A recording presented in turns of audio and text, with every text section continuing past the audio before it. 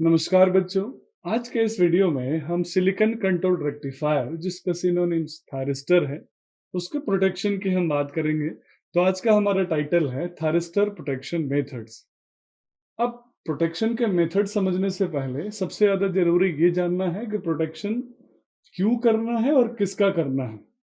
Silicon control rectifier का protection करते हैं या फिर उसके उसके किसी खास पैरामीटर का प्रोटेक्शन करते हैं, और करते भी हैं तो क्यों करते हैं, जरूरत क्या है प्रोटेक्शन की। तो बच्चों बहुत ध्यान से समझिएगा। हमने जैसे स्टार्टिंग में ही चर्चा किया है कि सिलिकॉन कंट्रोल रेक्टिफायर या थारिस्टर एक high power handling capacity device है। मींस ये हाई वोल्टेज हाई करंट को हैंडल करता है। अब कोई भी डिवाइस जिसके अंदर हाई वोल्टेज हाई करंट होगा, स्वाभाविक है उसकी सुरक्षा करना उतनी ही ज्यादा जरूरी है, क्योंकि वही हाई वोल्टेज हाई करंट उसको नुकसान पहुंचाते हैं। अगर मैं एक कॉमन एग्जांपल लेना चाहूँ तो मैं बोल सकता हूँ कि हमारे देश के जो सबसे बड़े बिजनेसमैन है, अगर उनकी बात करूं और एक आम आदमी की बात करूं तो उन दोनों में किसकी सुरक्षा ज्यादा इंपॉर्टेंट है। तो आप भी बोलेंगे सर उस बिजनेसमैन की। क्यों? क्योंकि वो हमारे देश के बैकबोन है।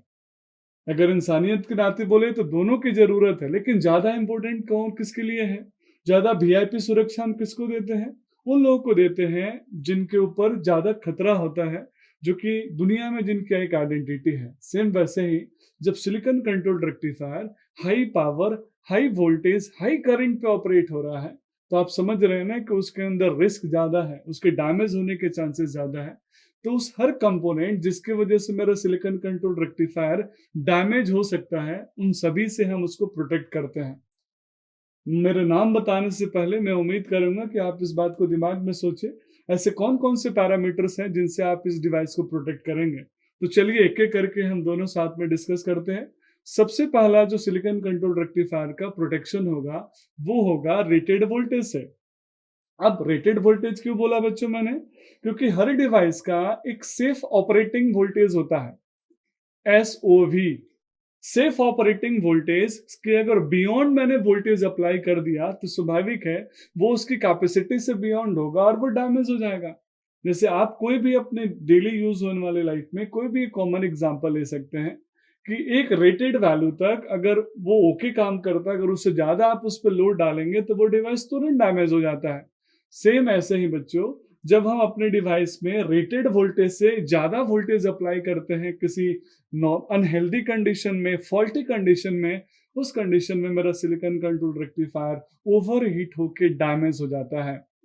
और इस ओवर वोल्टेज से बचाने के लिए हम जिस डिवाइस के प्रोटेक्शन मेथड की बात कर रहे हैं उसी को बोलते हैं ओवर वोल्टेज प्रोटेक्शन। नाम से ही समझ में आ रहा, रटने की जरूरत नहीं है। ओवर वोल्टेज प्रोटेक्शन यानी प्रोटेक्शन किसका? वोल्टेज का। क्यों वोल्टेज का? क्योंकि वोल्टेज रेटेड से ओवर हो रहा है, इसीलिए ओवर वोल्टेज प्रोटेक्शन। सिमिलरली बच्चों करंट की प्रोटेक्शन। अब करंट से प्रोटेक्शन की क्या जरूरत है बच्चों? है जरूरत, क्योंकि करंट का डायरेक्टली रिलेशन होता है लोड से। अगर लोड सडन बढ़ जाएगा तो उस डिवाइस का करंट बढ़ेगा, लोड सडन घट जाएगा तो डिवाइस का करंट घटेगा। तो सिमिलरली सिलिकॉन कंट्रोल्ड रेक्टिफायर के अंदर अगर हम रेटेड लोड से ज्यादा लोड का इक्विपमेंट ऑपरेट कर दें या फिर ज्यादा हेवी लोड लगा दें कंट्रोलिंग के लिए, तो उस कंडीशन में बच्चों मेरा डिवाइस ओवरलोड की वजह से ओवर करंट मोड में चला जाएगा और हो सकता है वो डैमेज हो जाए।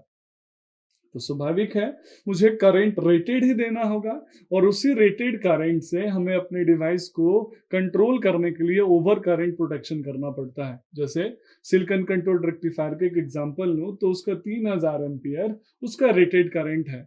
तो आप 3000 एम्पियर से कम वाले ही लोड को जनरली उससे ऑपरेट कराएंगे, वरना वो डैमेज कर देगा।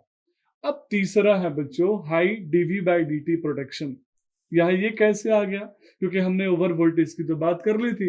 आपको याद होगा बच्चों, जब हम सिलिकॉन कंट्रोल रेक्टिफायर का ट्रिगरिंग मेथड कर रहे थे तो ट्रिगरिंग मेथड में मैंने बोला था कि हम एक मेथड अडॉप्ट करते हैं जिसमें वोल्टेज का मैग्नीट्यूड मायने नहीं रखता, वोल्टेज किस रेट से चेंज हो रहा है वो मायने रखता। इसको मैंने कोरिलेट भी करा था फैराडेज के सेकेंड लॉ से, कि फैराडे के सेकेंड लॉ के अनुसार जो फ्लक्स जो ईएमएफ इंड्यूस्ड होता है वो ईएमएफ फ्लक्स की नेट वैल्यू पे नहीं, फ्लक्स के रेट ऑफ चेंज पे डिपेंड करता है। सेम यहाँ पे सिलिकॉन कंट्रोल रेक्टिफायर को टर्न ऑन करने के लिए बच्चों हमें वोल्टेज के मैग्नीट्यूड की तो जरूरत है ही, वोल्टेज किस रेट से चेंज हो रहा है उसकी जरूरत है। अगर वोल्टेज का इंक्रीमेंट रेट उसके रेटेड कैपेसिटी से बियॉन्ड है तो क्या करेगा बच्चों, वो जंक्शंस पे हॉट स्पॉट क्रिएट करेगा, हीट क्रिएट करेगा और उससे मेरा डिवाइस डैमेज हो जाएगा। तो मुझे high DV by D T means rate of change of voltage के रेटेड वैल्यू से ज्यादा होने से मुझे अपने डिवाइस को प्रोटेक्ट करना पड़ेगा और इसी को बोलते हैं high DV by D T protection. बच्चों एक एक करके इन सभी प्रोटेक्शन को हम आगे के वीडियोस में डिटेल में समझेंगे।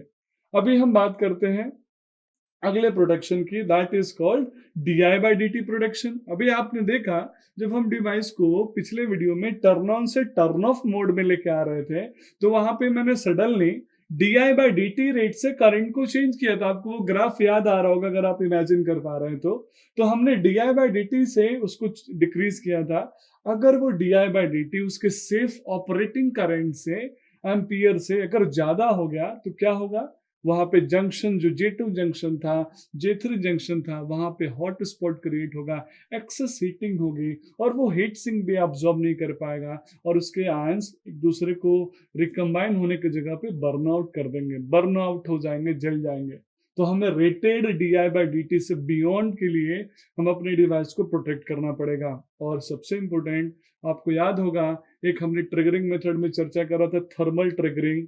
थर्मल ट्रिगरिंग में क्या होता था बच्चों, जब मेरा डिवाइस J2 जंक्शन के पास इमोबाइल आयन की वजह से जब लीकेज करंट पास करता था तो वो लीकेज करंट धीरे धीरे उस इमोबाइल आयन को भी मोबाइल करते थे। वो मोबाइल आयन फिर से और एक्स्ट्रा हीट क्रिएट करते थे तो धीरे धीरे J2 जंक्शन का टेम्परेचर बढ़ता था और एक टाइम ऐसा आता था बच्चों वो J2 जंक्शन जो रिवर्स बायस था वो फॉरवर्ड बायस हो जाता था।